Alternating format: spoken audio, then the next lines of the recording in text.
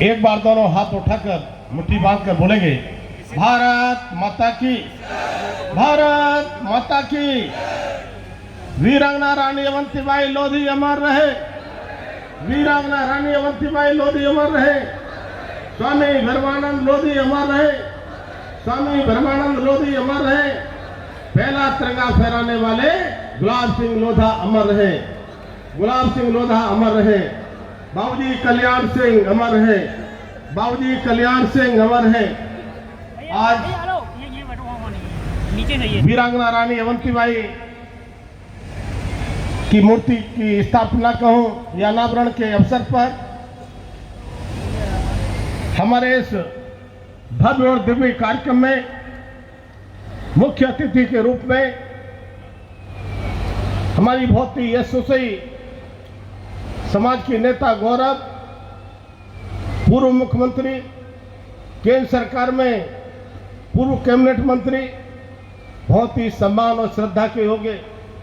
साध्वी दीदी उमाश्री भारती जी, जिन्होंने इस कार्यक्रम का आयोजन किया है।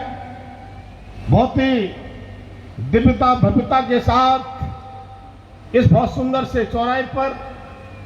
इस मूर्ति को लगाने का काम किया है हमारे उत्तर प्रदेश सरकार में कैबिनेट मंत्री, बहुत ही सम्मानित योग्य आदरणीय माने धर्मपाल सिंह वर्मा जी, हमारे महामंडलेश्वर समाज को हमेशा दिशा देने का काम करते हैं।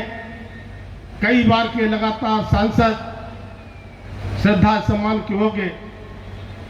महामंडलेश्वर और उन्नाव से सांसद, लोकप्रिय सांसद डॉक्टर साक्षी महाराज जी हमारे बीच उत्तर प्रदेश सरकार में कैबिनेट मंत्री रहे और एटा से सांसद, निवर्तमान सांसद और माननीय बाबूजी कल्याण सिंह जी के सुपुत्र, जिनके साथ रहकर लंबे समय तक काम भी करने का अवसर मिला है। ऐसे माननीय राजवीर सिंह राजू भैया जी हमारे उत्तर प्रदेश सरकार में बरेली के राज्य मंत्री स्वतंत्र प्रभार आदरणीय डॉक्टर अरुण कुमार सक्सेना जी, हमारे सहकारिता राज्य मंत्री स्वतंत्र प्रभार मेरे संगठन के पुराने साथी, जब मैं क्षेत्रीय अध्यक्ष था तो मेरे महामंत्री थे और सहकारिता में आप उत्तर प्रदेश में राज्य मंत्री और केंद्र में मैं सहकारिता राज्य मंत्री। और एक बार अजीब का संयोग, जब उन्होंने अपने घर मुझे बुलाया तो उनकी कोठी का भी नंबर 4 और मेरे सरकारी आवास का भी नंबर 4। तो इस तरह के कभी कभी संयोग बन जाते हैं। हमारे सम्मानित फर्रुखाबाद से लोकप्रिय सांसद आदरणीय मुकेश राजपूत जी, बरेली से लोकप्रिय सांसद आदरणीय डॉक्टर छत्रपाल सिंह गंगवार जी, हमारे जिला पंचायत की अध्यक्षा आदरणीय रश्मि पटेल जी, हमारे महापौर शाहजहांपुर से श्रीमती अर्चना वर्मा जी, पूर्व सांसद आदरणीय गंगाचरण राजपूत जी, पूर्व सांसद आदरणीय घनश्याम सिंह लोधी जी, और मैं अगर नाम लूंगा तो मुझे लगता है कि विधायक और हमारे बहुत सारे नेता हैं। दीदी को बोलना है, बादल ज़्यादा हो रहे हैं और जहाँ दीदी माँ श्री भारती बैठी हो, मुझे लगता है कि ऐसे सार्वजनिक मंच पर बहुत ज़्यादा समय लेना भी नहीं चाहिए। तो मैं ऐसे सभी सम्मानित मंच के सभी माननीय सांसद, माननीय विधायक, पूर्व विधायक और सम्मानित पार्टी के पदाधिकारीगण और नीचे पत्रकार साथी मेरे और साथ में बड़ी बड़ी दूर तक वो दिखाई पड़ते हैं, सम्मानित देवी और सज्जनों, मैं आप सबको हृदय की गहराइयों से आज के इस अवसर पर मैं स्वागत और आपका अभिनंदन करता हूँ। स्वागत और अभिनंदन इसलिए भी करता हूँ कि आप सबने इस कार्यक्रम को भव्य और दिव्य बनाने का काम किया है। वीरांगना रानी अवंतीबाई लोधी, उनकी जन्म जयंती जो 194वीं जयंती है, और मैं कह सकता हूँ कहा जाता है कि जो वीरवान होते हैं बचपन के, उनके चीखने पास को कहा जाता है। अवंतीबाई लोधी के बारे में कहूँ तो जिस तरह से उन्होंने बचपन में ही लकड़ी की तलवार से खेला, गुड़िया गुड्डों की जगह,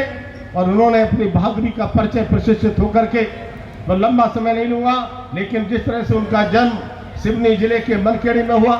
उनके पिता जुझारू सिंह के बारे में बताया। उनके पति ब्रह्म विक्रमादित्य सिंह, तब मैं कहूँगा कि 25-26 साल की आयु में वो अस्वस्थ हो गए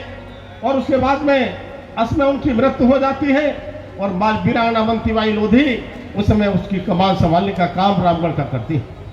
उस समय लॉर्ड डलहौजी जो समय जनरल थे, उन्होंने क्योंकि कोई पुत्र उनका वालिद नहीं था, उस रियासत को छीनने का काम दुस्साहस किया था। लेकिन वीरांगना रानी अवंतीबाई ने जंग छेड़ने का ऐलान किया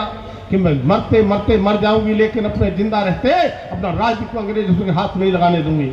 और जिस तरह के गंगाचरण राजपूत ने कहा, वास्तव में उन्होंने लिफाफा भेज करके पड़ोस के राजाओं के लिए, पड़ोस के जो हमारे जमींदार थे उनको भेज कर लिफाफा, उनको या तो लड़ाई के मैदान में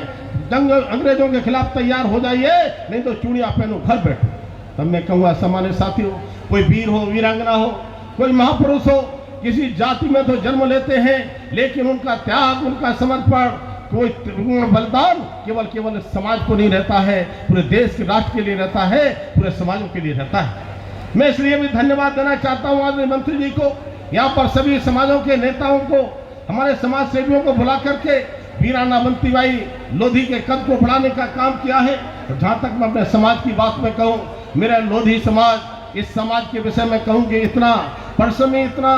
पसीना बहाने वाला समाज शायद मुझे देखने में जल्दी से आता नहीं। और ये समाज ऐसा समाज है कि धोखा तो खा लेगा, लेकिन धोखा देता किसी को है नहीं, धोखा हमारे खून में नहीं।